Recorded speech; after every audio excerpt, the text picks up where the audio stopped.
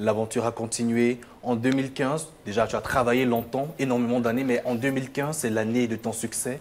Grâce à cette chanson-là, Igo Beta. Igo Beta, ouais. I go do anything for you. Hey. Doudou oh, Igo Beta.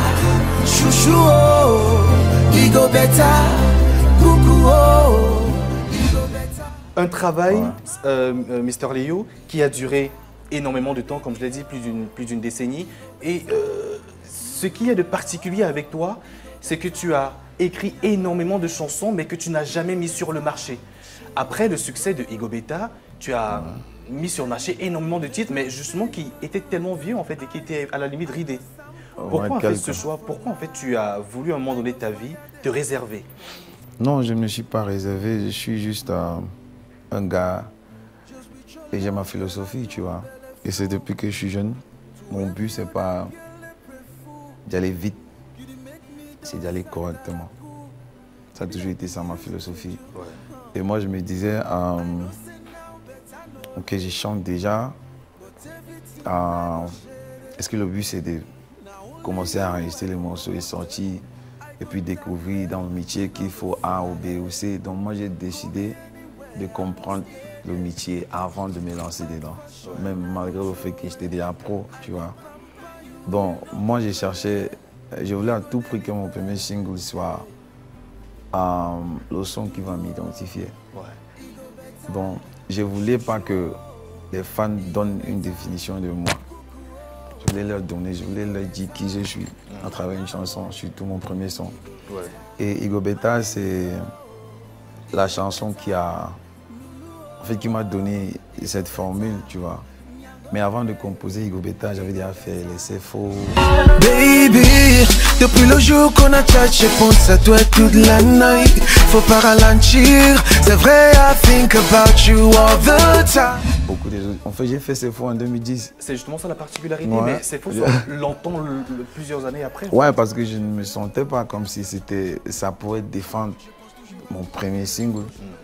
Parce que je voulais un son qui, pas seulement qui est unique, qui peut toucher les francophones et les anglophones, qui peut toucher les enfants et les vieux. Justement. Et je me disais que c'est pas faux, pas encore. Et ça m'a encore pris des années pour chercher. Après, finalement, tu as trouvé. Girl, I'm living my life. Girl, I'm living my life with you.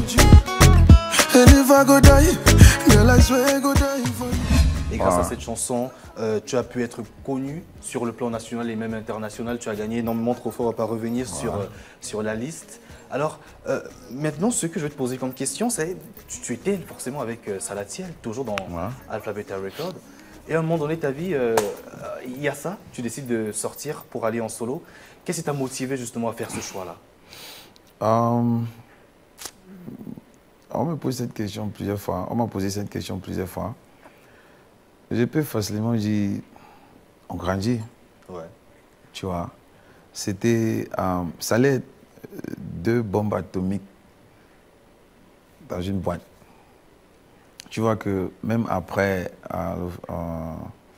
le fait qu'on a séparé le business, on a encore Alpha Beta et Lion Production. Si j'étais encore là, je sais que tu ne connais même pas Kamini ou tu ne connais même pas Lion Production. Ouais.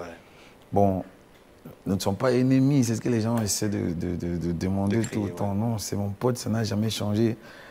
Salatiel, c'est la famille, c'est même pas mon ami, tu vois. Et on a décidé de séparer nos business à 2 et on ne se soutient pas derrière. Et ça donne plus d'espace pour d'autres artistes d'abord. Si ce n'est que Alpha Beta, si la limite c'est 5 artistes qu'on peut signer, c'est la limite. Mais si c'est Alpha Beta Lion Production, ça fait 10.